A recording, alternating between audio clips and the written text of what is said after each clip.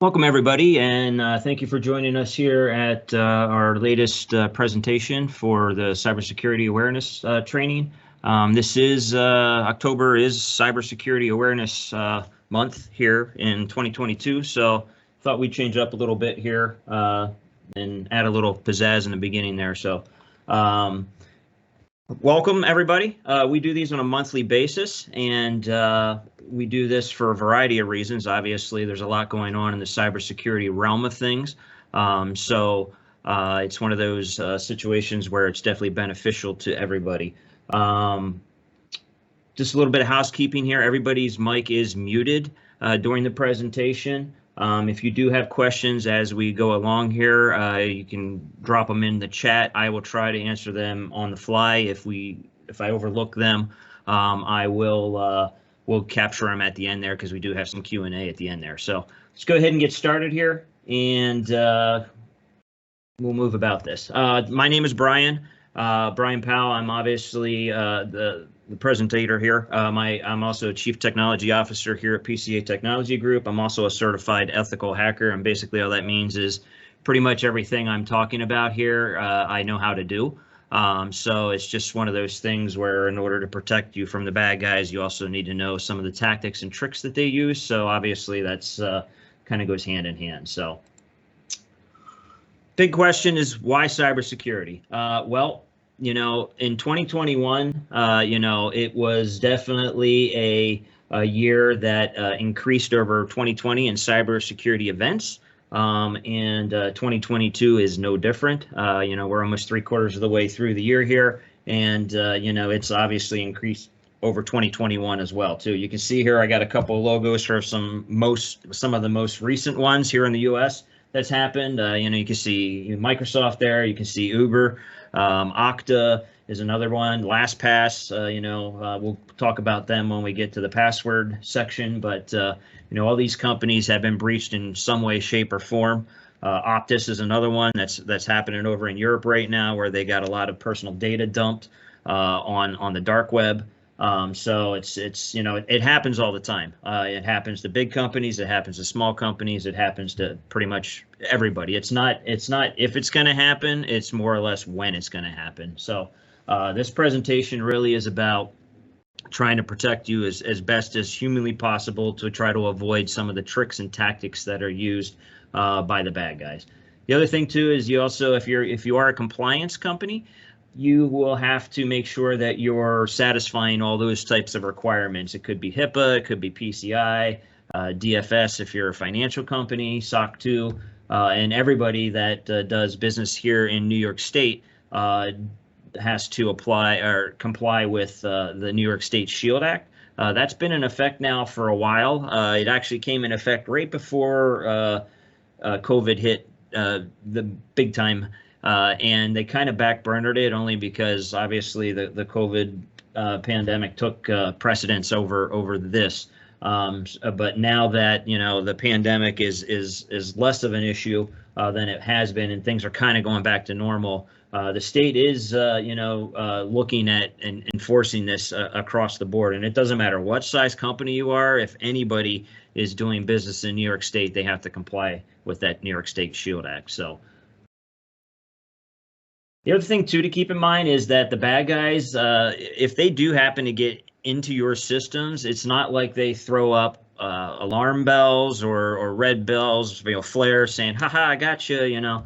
They could be in your system for over up to 7 months. And what they're doing in there is, first of all, they're probably trying to figure out who they got, because more likely than not, they don't necessarily target companies directly all the time.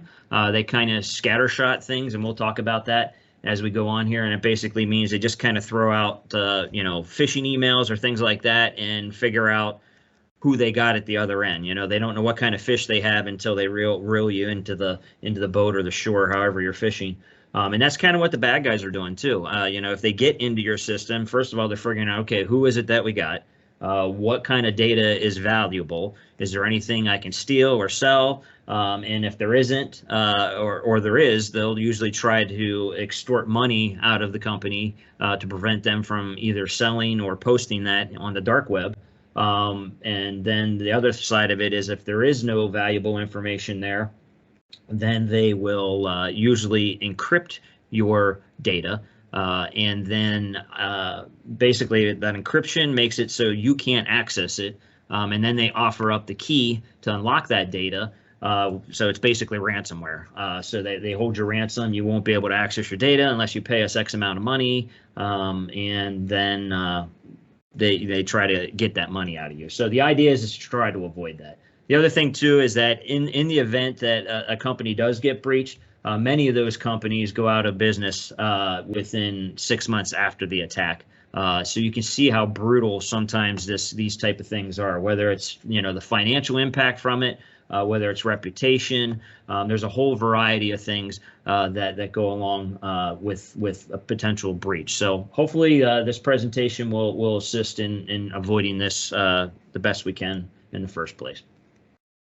Many ask who's responsible. In most companies, what people think is, oh, well, that's my IT's problem, or that's the owner's problem, or that's my manager's problem, or it's my outsourced IT person's problem. In essence, it's everyone's problem because the easiest way to get in to a network is actually trying to do it through a human. So that's what we call the human firewall. And basically what that means is it's everybody. Anybody that uses a computer, anybody that touches a computer is basically responsible for the actions that they do. Because as I mentioned, the bad guys the easiest way through any technology is to try to manipulate the human on the other side. And it's much easier to do that than it is to try to forcefully get your way in through all of the network layers. I like to think of it as, if you have an alarm system on your home, your personal home, that, obviously when that's activated, you feel secure and it probably does protect you, even if, there is a slight delay between that alarm going off and police arriving. But regardless, it could be as simple as me walking up to your door, knocking on the door. If you disarm that alarm to see who it is or to see what I want, I've pretty much just disabled your security system without touching a thing. I simply did was go up and knock on the door. So it's just something to think about. That's exactly what the bad guys do. They try to manipulate you in a way that allows them to get what they want. So how is this done? Pretty much leading right into that is it's called social engineering. It's basically the electronic form of a glorified con man or con woman.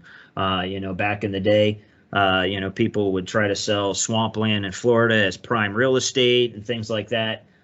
So this is just basically the same thing. It's just done in an electronic form. They try to manipulate the tendency of trust in people. They also try to manipulate their behaviors, and it is extremely easy to do. So it's things that you've got to watch out for, and we'll talk about some of those tricks and tactics as we move on here. So what are some of the most common attacks that are done?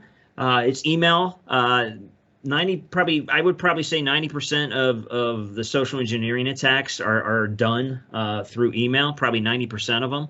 And that's done through phishing, spear phishing, and we'll show you examples of that. Other common tactics are using social media, and I'm not just talking about your Twitters, your Facebooks, your Instagrams. I'm also talking about the business ones like LinkedIn, things like that. You would be shocked how much information you can get from all of those venues very, very easily because a lot of people post everything about their lives on there. And you can get a whole bunch of plethora of information that could be utilized against people. So I'm not going to get real deep into that one, but just be aware of that. Some of the trends, we already mentioned about ransomware. Obviously they like to try to encrypt your data and get ransomware. Sometimes it's extortion and things like that. Who's behind it? For the most part, it's usually third world nation states. Governments have figured out that this is a very viable business, unfortunately. And so they actually hire people to try to hack into other countries' systems and things like that, where they could potentially get an income out of this too. Occasionally, it could be a malicious insider as well, but more often than not, that's not the case. But it's also something to be aware of, that the bad guys have also started trying to entice internal people with, hey, you give us access to your systems, and we'll give you whatever X amount of money or X amount % of what we get. So it's something else to be aware of too, that they're trying to entice people internally as well to help them. And most of this, as I mentioned, is done from the internet or cloud, and very often than not, it's not physically on site, but there are occasions where that could potentially happen depending on the company. So it's just some things to be aware of. So that leads us into potential web surfing as another vector. One of the ways to eliminate a lot of the risk that goes along with web surfing is while you're at work or while you're on work resources. That means whether it's the work PC that you maybe take home with you at night, or a laptop, or if it's you're on the work network or the work Wi-Fi with your cell phone, things like that. You want to keep any type of web surfing limited to business use. And the reason why I say that is because it makes your attack vector much smaller than if you just widely, surf whatever you want to surf. Because there's a lot of malicious sites out there. There's a lot of malicious things out there that try to trick you into clicking on things, and you may think you're clicking on something when in reality you're actually downloading something in the background that you don't realize, and that kind of goes along with the pop-ups that are at the bottom of this slide here, that they do that a lot with pop-up windows, that obviously they throw a pop-up window up, and they know you're going to click on either the X box at the top or the close button or however they do it. They know you're probably going to click on one of those two areas, and they entice you to do that. So sometimes they'll even put adult-oriented images in that, so you're really panicking, and it really puts you in a threat mode, and you just start clicking on things because you're trying to close the window down so you're not embarrassed or nobody else sees it around you. And it will close that window down, but it also could be downloading something in the background without your knowledge. So it's just something to be aware of. And one of the ways to avoid that is, in the pop-up case, is obviously, a lot of the newer browsers now have some pop-up blocking technology built into them. A lot of them do.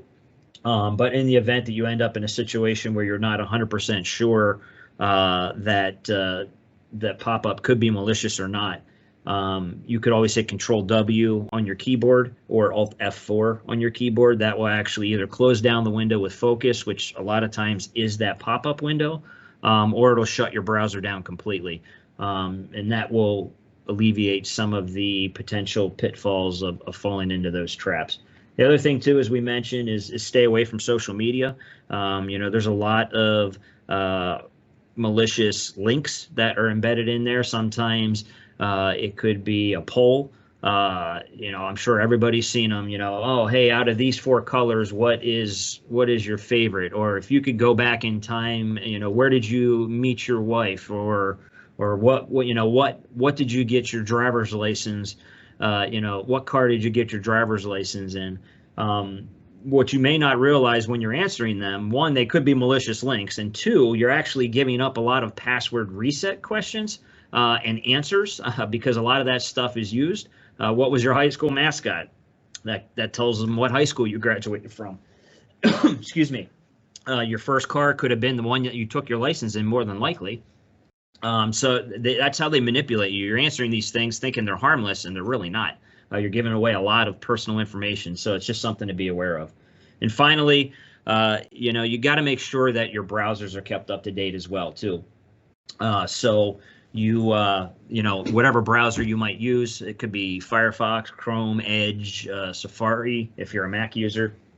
Just make sure that you're keeping those browsers up to date. There is a lot of information out there that a lot of security issues out there that are related to the browsers that need to be updated to keep that from happening. So just be aware of that. Next thing on the list here is this is a tactic that the bad guys have realized is very effective, and it's called a browser in the browser attack. And what it does, it actually utilizes what a lot of people tend to use is single sign-on, or SSO. That could be Microsoft, it could be Facebook, it could be your Google account, your Apple. And if you see on the screen here, you'll see what I'm talking about. You might visit a site, and it might be a site that you have to log into, and it'll say, hey, do you want to log in with your Apple account? Hey, do you want to log in with your whatever, your Google or your Facebook account? All those things. The one thing to mention is that it's extremely difficult to detect this. So basically what they do is they set up fake sites, and it asks for this information, and you are naturally assuming that you're putting in the information and linking it to one of your other accounts that you already have set up. The idea is that you only have to remember one set of passwords because you're using the same login information across all the sites, which is handy, but it's also a security risk. So in this case, if I come across a site that I'm not 100% sure of whether it's an actual valid site or not, I would probably sign up with the option that says continue with email at the bottom here, instead of, in this case, someone did click on sign in with Google, which will prompt you to log in with your Google account. And I'll show you exactly what happens here. So on the left-hand side here, you can see this is a phishing site, which means it's a fake site that is trying to entice you into entering in your Facebook credentials. And that is the phishing site one. And on the right-hand side is actually the real version of that. From a quick standpoint, just looking at all the visuals here, they look exactly the same. And even has the padlock at the top on both of them. It even shows the correct URLs exactly pound for pound. And basically, that is something that is extremely concerning. So that it's very hard to detect. So if you end up on a site that is asking for this information, again, I would be very cautious of entering your information in there. Here's another version of it, Google. So the same exact thing on the Google side of things, exactly the same thing. It shows you the phishing site on the left and the real site on the right. The only physical difference here is that on the phishing site, it does have a create an account, where on the real site, it doesn't. But beyond that, again, the URLs, everything, the security locks, everything is exactly the same. But what happens is if you put your information in there, it's going to send it to the bad guys, and they're going to have whatever accounts you're using, whether it's Facebook, whether it's Google, you're going to give them your username and your password. Because it basically sends that to the bad guys. It records it and sends it to the bad guys. So just something to be extremely aware of. I think I have one more example here. I don't. But one trick to tell if the site is valid or not, because of the technology that they're using for the fake sites, what you can do is if you grab that actual login window, like at the top here, if you actually drag it and try to drag that outside of the browser, if it doesn't let you drag it outside of the browser, it is a fake site, because the way that they're trying to entice you and trick you into entering in those credentials, it won't let you actually drag that window out of the browser window. If it's the real site, what will happen is it'll actually let you be able to drag that out, and it will actually create a brand new window with that real login again, where the fake one doesn't let you do that. So that's one way of telling visually, hey, I'm not sure if I'm on the right site or not. You just grab that window and try to drag it outside of the existing browser window right now. And if it's the real one, it should just pop up on its own and let you log in that way. If it's contained within that window that's already there and it won't let you drag it out, it's probably a fake site. Because that's what they're using, the coding that they're using there won't let you drag that out. So it's an easy way of telling whether it's the real one or not, just by simply trying to drag that window out of the browser. So just keep that in mind. That leads us into email. So since we mentioned that 90% of the phishing attacks happen with email, we're going to spend a little bit of time here showing you some of those individual tactics. So first and foremost, here's some tips that we highly recommend that will avoid many of the common pitfalls. don't utilize your work email for personal use. Biggest problem that we've seen across the board. And holidays are coming up. Black Friday is right around the corner. Everybody wants the latest and greatest Black Friday deal. So what do? They sign up for all these shopping sites and mailing lists and coupon codes and everything and send them to their work email so they can monitor at work. Well, guess what? The problem with that is that the bad guys send you fake shipping notices. They send you fake PayPal invoices. They whatever. It could be Amazon purchases, eBay purchases, coupon codes. They send all that fake stuff to entice you to click them. And if you're mixing your work email for personal usage, then you have the opportunity to actually open that up and perhaps click on something that's attached there, and they got you. If you're not using your work email for those type of transactions and you get one of those emails, you know flat out that you would never get one of those because you don't use your account for those type of transactions. You can just delete it. You don't even have to open it. You can just say, oh, Amazon shipping notice. Yep, that's a spam. Gone instantly. When you're mixing, it's a lot harder to do that. And I'm not just talking about your shopping stuff either. This also applies to your gym memberships, your book clubs, your anything that is not work related. Because if that gym happens to get breached, more likely than not, you're probably reusing passwords across most of your sites, and we'll talk about that. If that site happens to get breached and they figure out what your password is, well, now they've got you tied to your work email, and they can kind of utilize that to try to trick you into some things too.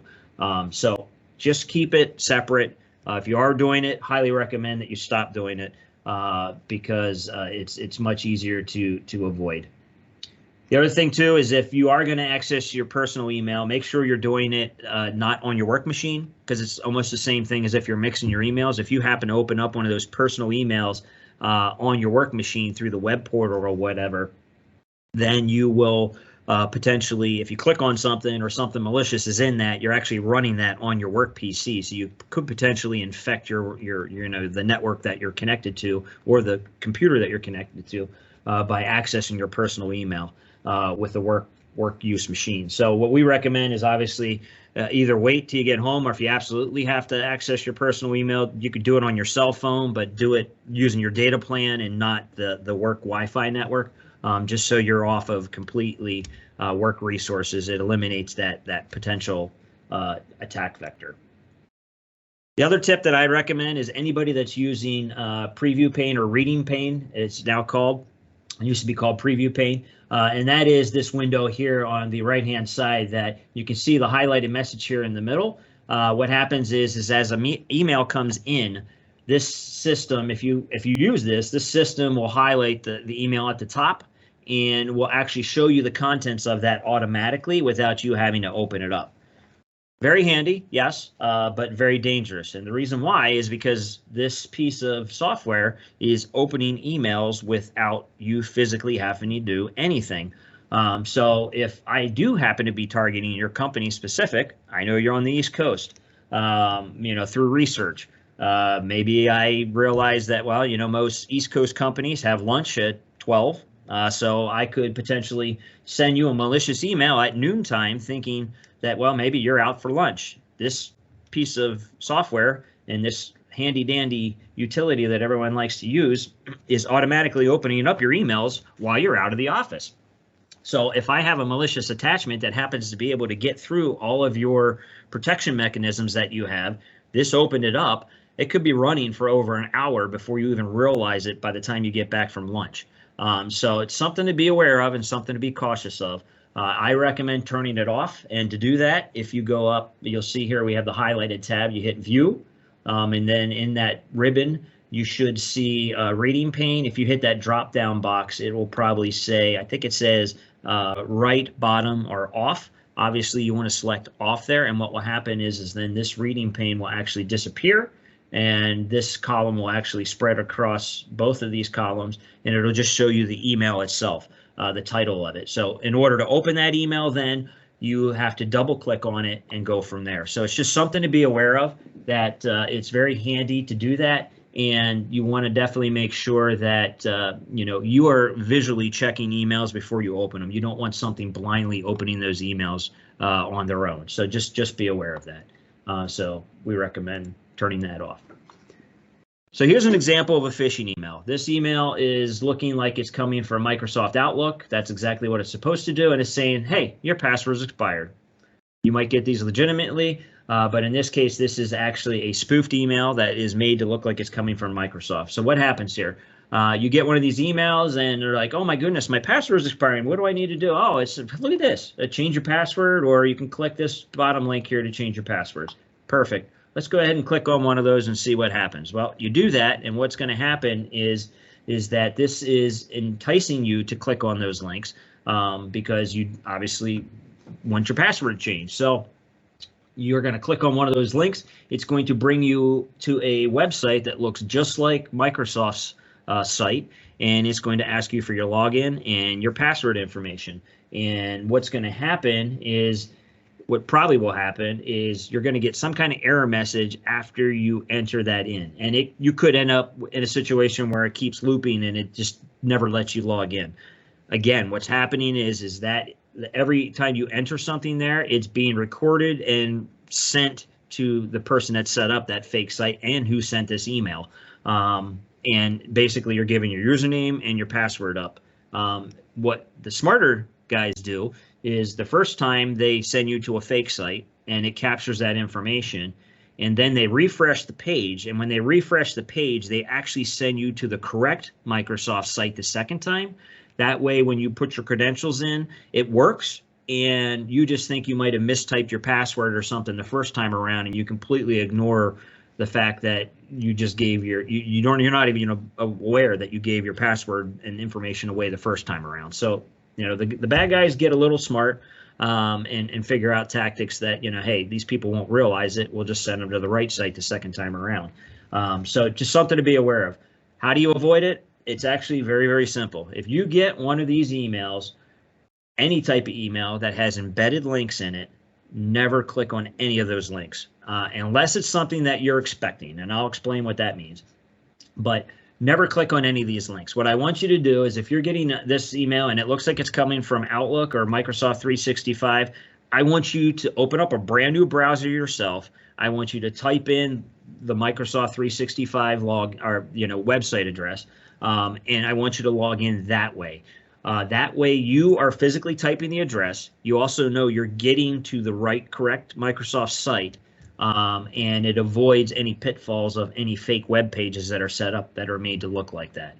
So anytime you get any type of email that has links embedded in it, I recommend always opening up a brand new browser and typing whatever the site that it's claiming to be is yourself. That way you know for a fact you are getting to the real site and not some fake site that these links are going to potentially send you to. And any tech savvy people say, oh, I can just hover over these and see where they're going. You can, but I also have the capability of manipulating that with a JavaScript that'll tell me that you're going to Microsoft site and you're really not, just because I can change what the hover over says with that script. So the only way you would really be able to tell is if you view the actual source code of this and knew what to look for. And even that's not guaranteed either, because you can obscure the results of that too. So again, don't waste your time with it. Just don't click on the links. Open up the sites yourself by typing them in. It's that simple. Here's another example of it. This one's just a financial version of it. So it's coming from in this case, trusted bank. Again, it's asking you to verify some kind of withdrawal in another country, and it's enticing you to click on this link. Just click on this link and sign in. Well, it's going to send you to a site that looks like trusted bank. Again, it's going to steal your credentials and send it to the bad guys. Again, if you get one of these and you're a trusted bank customer, what I want you to do is open up a brand new browser, and in this case, log into trustedbank.com yourself by typing it in. If this is valid, as soon as you log in there, somewhere in your message system, it's going to say, hey, you got to verify this withdrawal attempt. And it completely avoids all those pitfalls that could potentially happen. This is another version of it. So this is a version called spear phishing. So the prior tactics, you think of it as throwing breadcrumbs into a pond, not knowing if there's any fish in there. And you know what? Hey, I saw something come up and grab it and go back down. Okay, what kind of fish was it? I have no clue. You're just throwing bait into a pond and trying to figure out if there's any fish. And if there was something that comes up, now you got to try to figure out, it's kind of what they do. They send out blanket emails to a variety of different people in hopes that someone clicks on them or opens them. So that's kind of the tactic there. This is a little more targeted. So spear phishing, what they do, they spend a little more time figuring out who their potential victims are. In this case, what they do is they pretend that they're an internal employee, and they usually target HR, they target payroll, people like that. And what they do is they send them an email saying, oh, hey, this is one of your employees. In this case, it's Shannon, saying, hey, I want you to change my direct deposit information for this upcoming payroll as I change banks, and can you make that ASAP? If you don't have procedures and policies in place to verify that this is actually the person making this request, and the way to do that is, first of all, they should be standing in front of you and signing paperwork to verify this in person. If you're one of those remote companies that have gone fully remote now, you'll have to physically call the person, but make sure you're calling on a known number and not one that was sent with an email similar to this. If you can't verify the identity of that person, I would highly suggest you not just blindly following this, because what's going to happen, again, this is a fake email, someone pretending to be this person, and they're giving you banking information that was probably opened. It's called a drop account, and basically what it is, it was opened at some bank with stolen identity. And what happens the minute this money is transferred on payroll day, that bank account is emptied out and closed, and they start the process all over again with a brand new account. So it's a constant thing, and basically the employee is going to be like, well, where's my paycheck? And that's when you're going to find out, wait a minute, it wasn't even the person requesting it, it was somebody else, and now you've got to pay that person because you didn't verify it actually was real, and the company more than likely is out whatever they just sent the bad guys. So just be aware that you need to have procedures and policies in place that verify any type of financial request in person or voice or in writing, something that you can verify that it's truly the person making that request. So whaling is another version. This is, again, going after the big fish or pretending to be the big fish. So what happens here is usually either targeting CEOs or pretending to be C-level folks and targeting people that are underneath them in the organization. How do they get all this information? They get it from LinkedIn. They can get it from your website. They can figure out who the chain of command is. They can get all that information there, which helps them in these type of tactics. So in this case, this is an email that's sent. In this case, it's pretending to be Roger, the CFO of the company, and they're sending an email to Sean saying, hey, I'm out of the office and I need you to process a wire transfer for me today. Let me know when you're free and I can send you what the details are. Again, if you get any type of requests for any type of wire transfers, they also utilize, oh, hey, I need you to go out and buy me some Amazon cards or eBay cards or gift cards or something like that. That's another tactic that they use. If you get any type of those requests via email only, you need to make sure you are verifying with whoever is supposedly making this request that it is truly them making the request. Because, again, if you blindly follow this, you're going to be communicating back and forth with the bad guys, and they're going to give you a wire transfer number.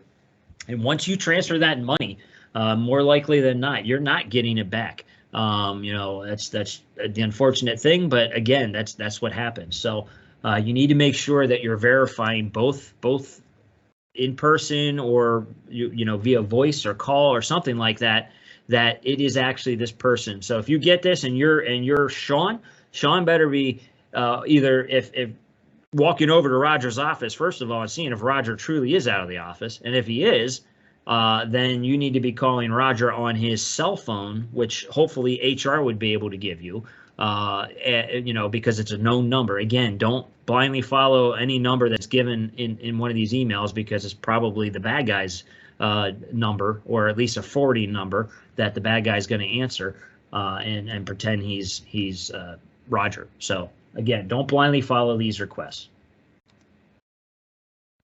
How can you avoid some of this? It's actually pretty simple. So one of the things the bad guys are doing is when they're sending these emails pretending to be internal people, those emails are actually coming from outside of your organization. So A very simple way of maybe detecting these type of things without getting too technical about it is to add an external alert banner, which is what you see here on the screen, the yellow piece here. So basically what this is, it basically says, hey, wait a minute, this email is coming from the outside. So make sure you're not clicking links or opening attachments unless you recognize the sender and know the content's safe. So in the event that someone's pretending to be an internal employee or someone is pretending to be the CFO or CEO or something like that, if you get one of those emails and it has this banner on it, that is a huge red flag saying that, wait a minute, this email's coming from the outside. If this was really the internal person, employee, or my CEO or my CFO making this request, it wouldn't be coming from the outside. It would be routing internally in your internal email system, so it would never have this banner on it. The only way it would have this banner if it was a true person is if they weren't using their work email address.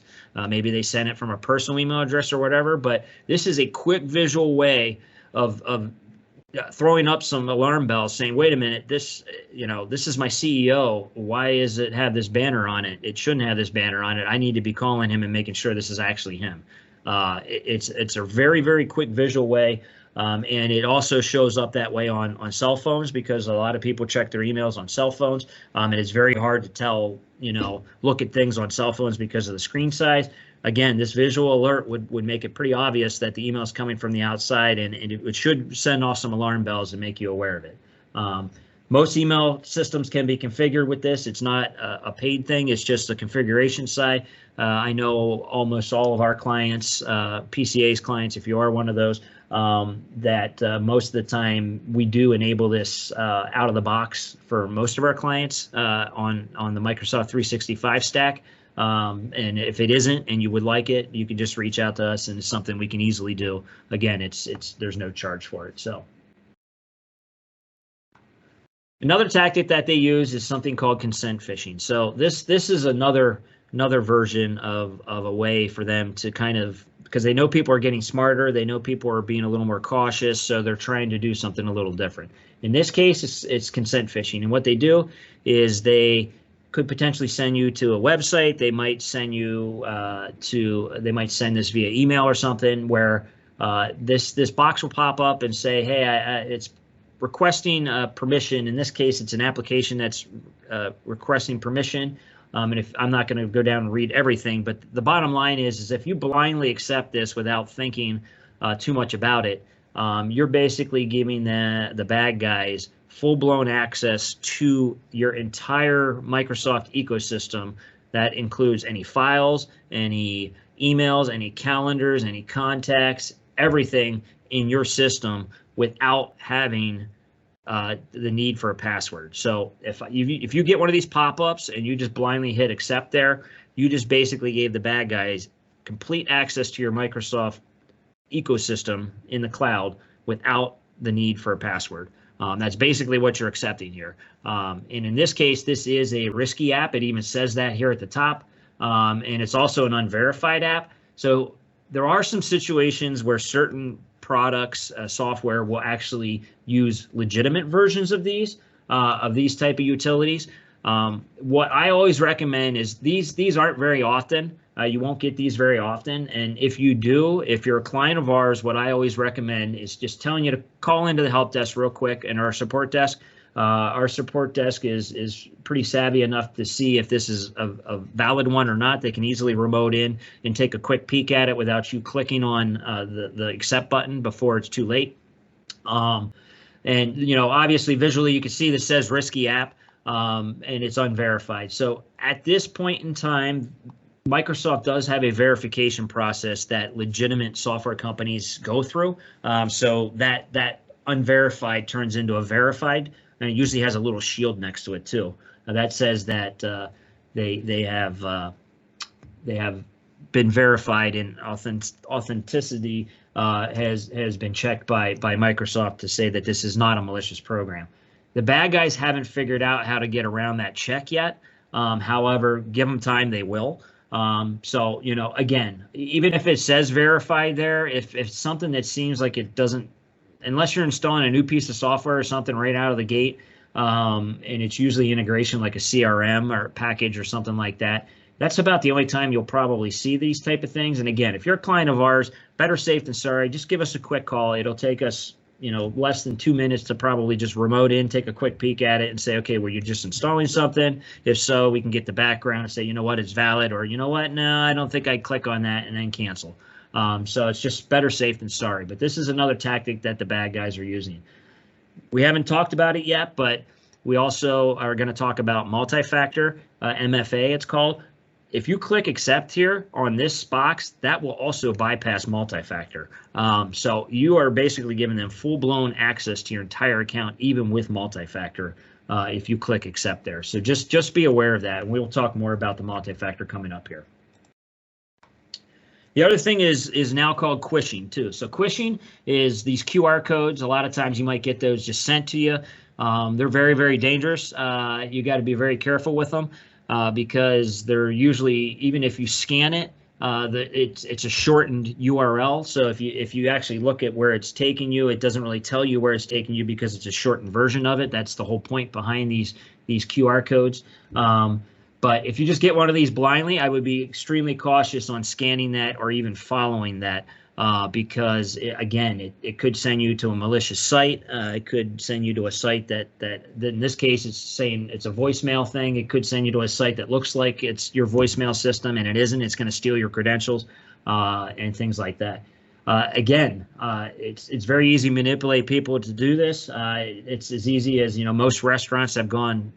At least most of them had previously. We're going to touchless menus.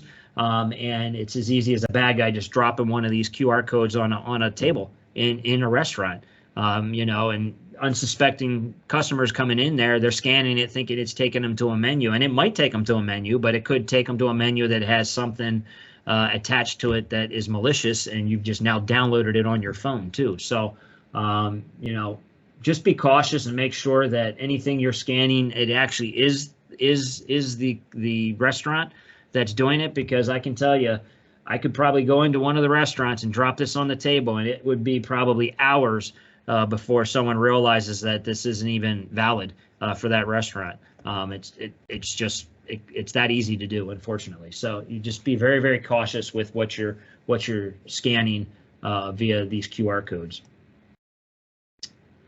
With that said, I did mention that don't click on the links inside emails that are unless it's something you're expecting. And what I mean by that is that if you just reset your password on a website, a lot of times they might send you an email with a link to verify that you just changed your password. In that case, it's something that you were expecting because you just initiated that. In that case, you probably don't have to open up a brand new browser and type it in yourself. You could probably just click on that link, but that would be about the only time I would ever suggest doing that, is if it's something that you just, initiated and you were expecting a response similar to that. If you get one of those out of the blue and it's not something that you just change your password, again, don't click on the links in emails. So moving on with USB and mobile devices, and the USBs, I'm talking about the little flash keys that some of us used to use. Maybe you still use them. If you ever locate one of these on the ground and you're not sure who the owner is, don't plug that thing into your machine. It could very well easily have a piece of automated software on it that the minute it gets plugged in, it automatically runs and installs something in your machine, and it would let the bad guys back in later on without your knowledge. So if you do happen to find one of these, if you're one of our clients, we ask you to just give it to, just let the engineer know when he's on site at your facility saying, hey, I found this. Or if you have an internal person that could do it safely as well, what we'll do is we'll plug it into an environment that is sandbox basically and see if there's anything malicious on it, and try to figure out, if there's nothing on it malicious, we'll try to figure out who the owner is if we can. If there's files or whatever on it, but it's something that we will easily just take a quick peek at and then give it back to you once we verify that it's clean, or clean it off if it needs to be cleaned off. If you do happen to use these to transfer stuff back and forth from home to work, make sure you're doing virus scans at both sides. A lot of times the IT and the security software on your work machines are controlled by either an external entity or your IT. whereas your home machine is not. So something malicious could potentially hitchhike its way back onto this USB key, and when you plug it into your work network, and end up infecting it because something came from your home side. The other thing too is be wary of public charging stations. You know, pretty much everybody has a smartphone nowadays.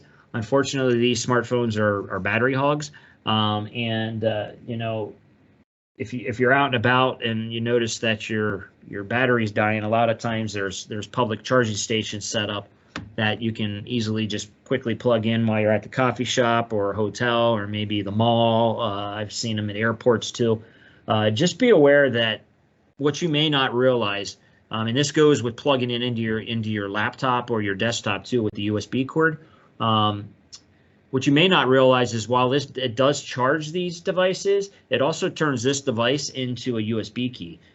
So what happens is if you have a malicious public charging station out there that's set up by a bad guy, it will charge your phone, but it could potentially steal everything off your phone too. It could take all your images, it could take all your everything, all your emails, all your contacts, everything while it's charging, and you won't even realize it. So it's just something to be aware of. I'm not saying all public charging stations are bad, and you know, I'm just kind of sensitive about things like that, so I don't use those things. But you know, if you do end up charging your phone with your power cord, make sure you're using the wall brick that comes with it instead of plugging it into your laptop or your desktop, because it's the same thing. If there's something malicious that happens to be on your phone, the minute you plug it into your work laptop or your work desktop, it could potentially infect your network if it's waiting to be plugged into a machine like that. Whereas if you use the wall brick that comes with it, you're not going to infect the electricity. So it's just another tip and tactic to be safe. So that leads us on to passwords. So my recommendation for passwords is to use something complex, secure, and unique. I recommend at least 10 characters at a minimum, and I'll show you why here in a few slides. It also has to have a special character. A special character is like the exclamation mark, the pound sign, @ sign, things like that, asterisk. Those are special characters. It also has to contain at least one uppercase letter, and it also needs to contain at least one number. Seems like a lot, and we'll explain why that is here very, very shortly.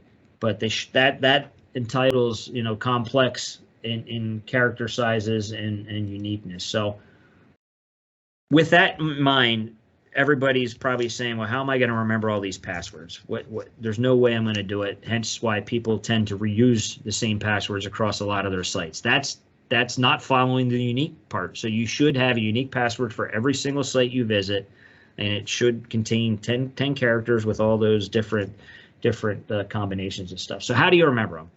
There are online password managers, and as we mentioned at the beginning of the slide, I'm not a fan of online managers. I do not use online managers simply because they're huge targets for the bad guys. As you can see, LastPass was one of the people that just recently got breached. They've now been breached 3 times, and they're a password manager. You know, I'm not taking shots at LastPass, but they're a huge target, and you know, the bad guys know that's where the passwords are, so of course they're going to be huge targets.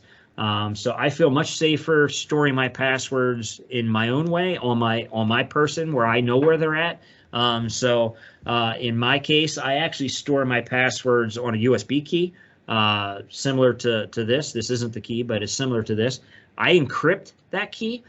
So in order for me to access the data that's on this, I have to remember one password.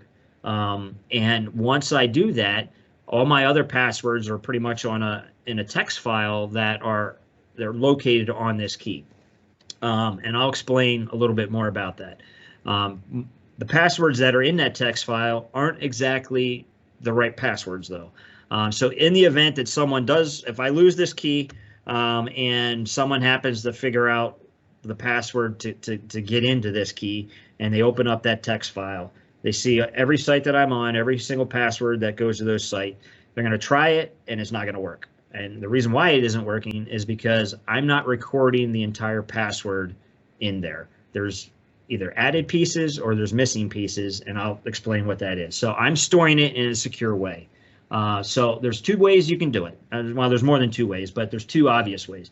You can do known missing characters. So let's say you physically write your passwords down on a piece of paper. And in this case, you can see here that this is a version of spelling password in a tricky way with uppercase, lowercase symbols and numbers and things like that. However, on the piece of paper that I'm writing this down, you can see the only pieces that I'm writing down start at the S and end at the R. So there's known missing characters that are missing from that piece of paper. I know what those characters are and I fill them in, and those characters are the same on every single password that I have on that list. So I know there's two characters missing at the beginning and there's one character at the end that I have to fill in when I go to put these passwords in. I know what those missing characters are. Anybody that comes across this sheet would not know that, so they're going to try the password as it stands, and it's not going to work. They're going to go on to the next one. It's not going to work. They're going to go on to the next one. It's not going to work. And they're going to be like, this password list is worthless. And they're going to stop because it's not working.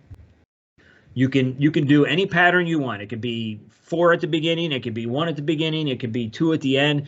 You know the missing characters. You also know the pattern. That's something that you know, and it's a way of securely, documenting your passwords in whatever form that you decide to go with, without writing and revealing your entire password as it stands.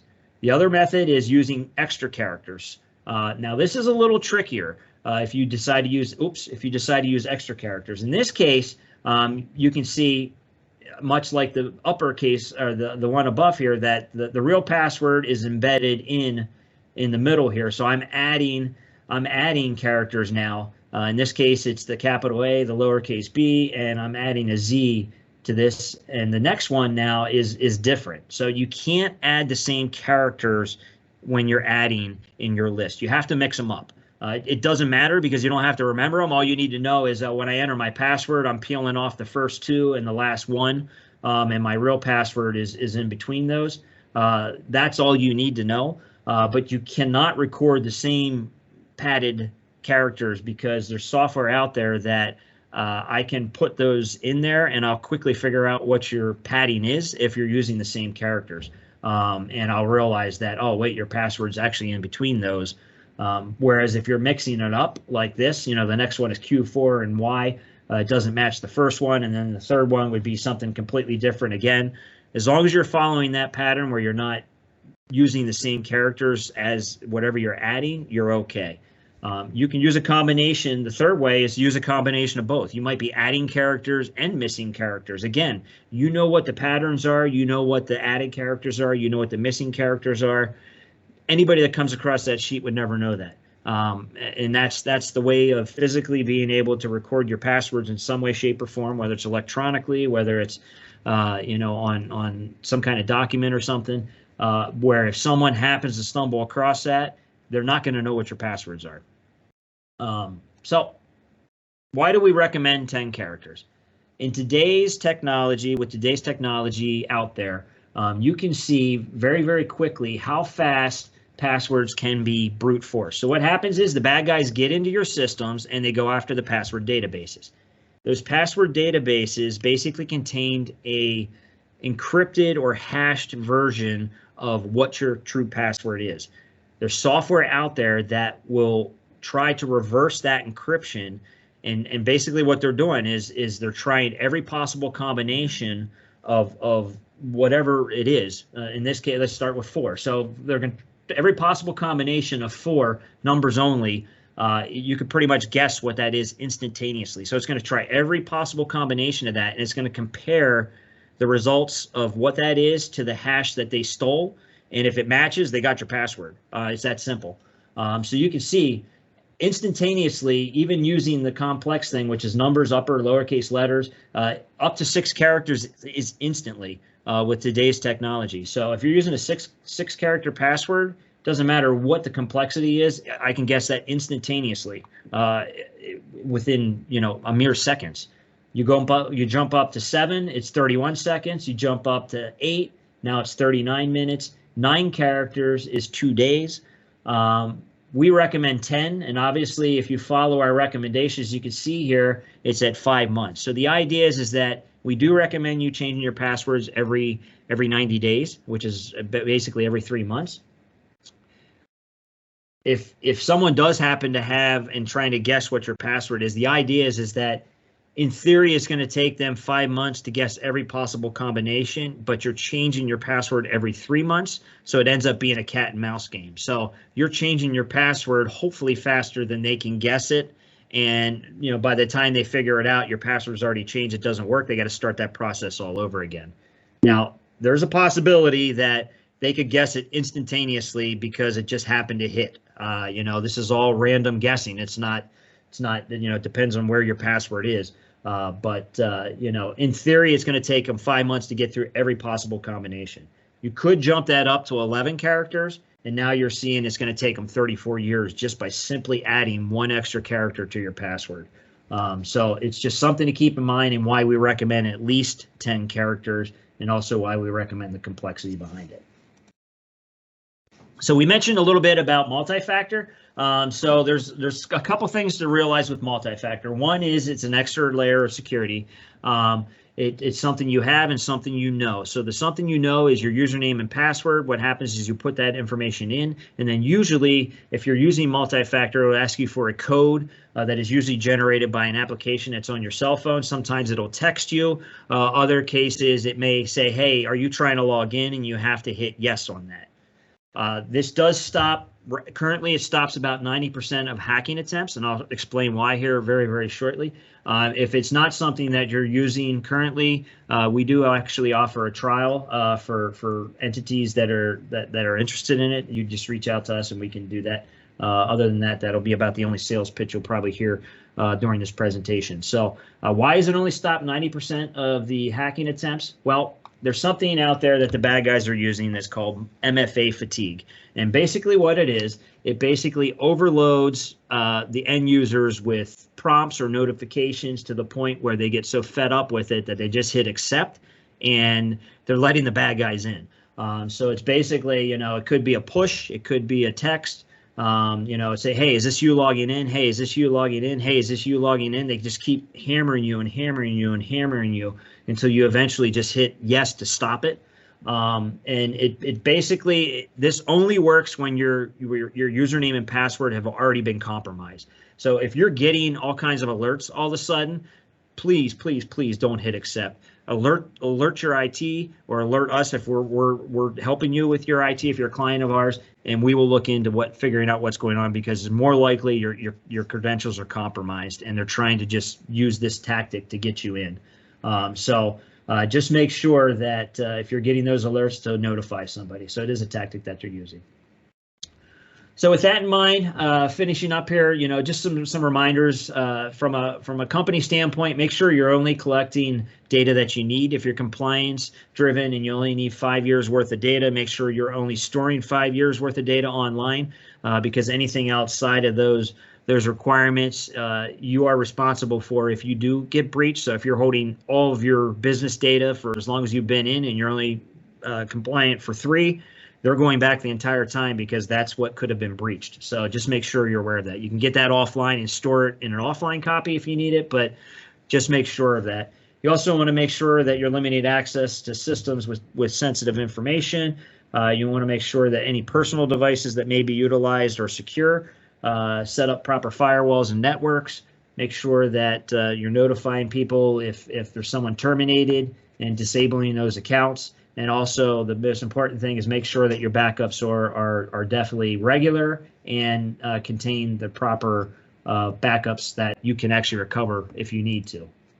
So with that said, hopefully this presentation was helpful for everybody. And again, it's meant to make everybody aware that this is a widespread problem. Anybody that tells you you're 100% protected is not being truthful, because there's no way you can be 100% protected in this day and age. You can put a lot of layers in place to make it difficult, but none of them are going to completely stop the problem. So just be aware of that. The other thing too is that anybody that's attended this, we will send out a certificate of completion. That way you can send it if you're here for compliance reasons. There are some other additional security focused podcasts that we have on our YouTube channel. It gets a little deeper into stuff from, again, that's not necessarily technical, but it talks about things like public wireless. It gets a little bit more into the social media side of things.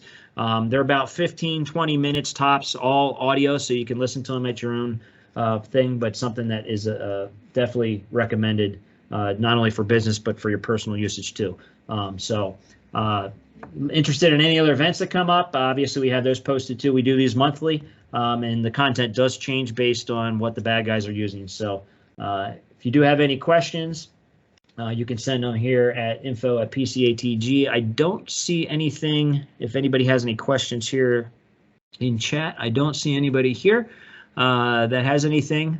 So we will go ahead and give you back, went a little bit over, but that's okay. We'll give you back the rest of your day. Thank you for joining us, and hopefully we'll see you again soon. Stay safe out there.